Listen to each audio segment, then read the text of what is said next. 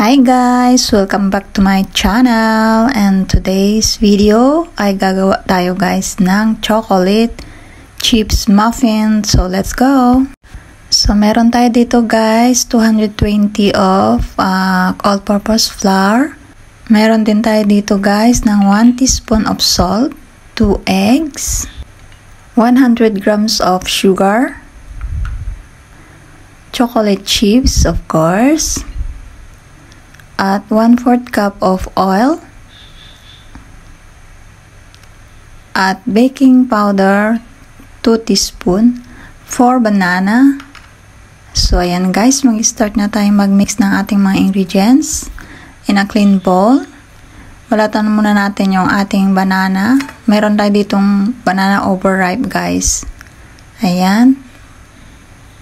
Balatan natin at pagkatapos niyan guys ay i-blend natin. Ayan, gamitin ko na guys ang aking mixer para mas madali. Ayan guys, depende sa inyo anong way ang gusto nyong gawin para ma-blend natin yung banana. Ayan, so gumamit ako ng mixer para mas mabilis siyang madurog. Ayan guys. Maganda kapag overripe talaga yung banana na ating gagamitin pag gagawa tayo ng banana bread or banana muffin, ganyan guys. Kasi pag overripe siya malambot. So ayan guys, pagkatapos natin ma-blend, ilagay na natin yung ating 2 eggs. Mix na rin natin yung ating oil, yung ating sugar, at i-blend ulit natin guys. Ayan, pag na-blend na natin mabuti yung sugar at saka ng banana natin guys. Ayan. Pwede na natin ilagay yung ating dry ingredients like flour. Mix natin yung flour at yung ating baking powder. At ilagay natin yung ating salt. So, mix natin ulit guys. Yan, ganyan lang kadali guys. At pagkatapos naman natin yan ma-mix guys, ilalagay na rin natin yung ating chocolate chips. Pwede rin naman guys, kung wala kayong chocolate chips, pwede nyo naman skip yung chocolate natin.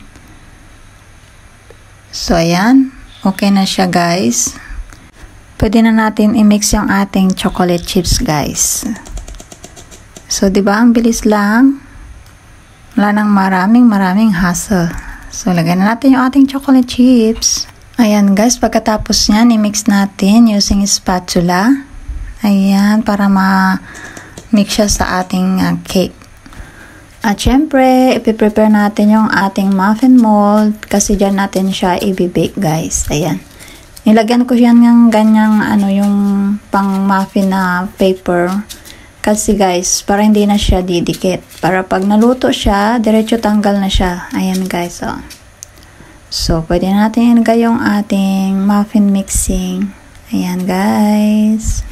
Dapat yung paglagay nyo sa muffin guys, kailangan half lang talaga siya. Kasi, kapag niluto kasi yan, lalaki yan. So, maglalagay na tayo ng half. So, ayan na guys. Tapos na natin silang ilagay sa ating muffin mold. May dalawang kakaiba guys. Alam nyo na sa akin yan guys. Tapos maglalagay ulit tayo ng muffin sa ibabaw niya pang decorate. Ayan guys. Para mas presentable naman pag naluto siya, diba? So ayan na guys. Done. Kailangan guys yung oven nyo naka-preheat na siya ng 180. Ayan, ilalagay natin yung ating muffin in 180 degrees Celsius for 6 minutes first. Pagkatapos ng 6 minutes guys, ayan na siya. I-adjust naman natin yung ating oven. Ilalagay natin sa 160 Celsius. Ayan. Bake natin for about 8 minutes. Another 8 minutes guys. So ayan guys. After ng 8 minutes, so ito na guys, luto na yung ating muffin. So Ayan na guys. So hope you enjoy watching. Thank you guys. Bye-bye. And please do subscribe, like, and share if you like my video. Click na rin ang notification bell para lagi kang updated sa mga video ko pang i-upload. Thank you. Bye-bye.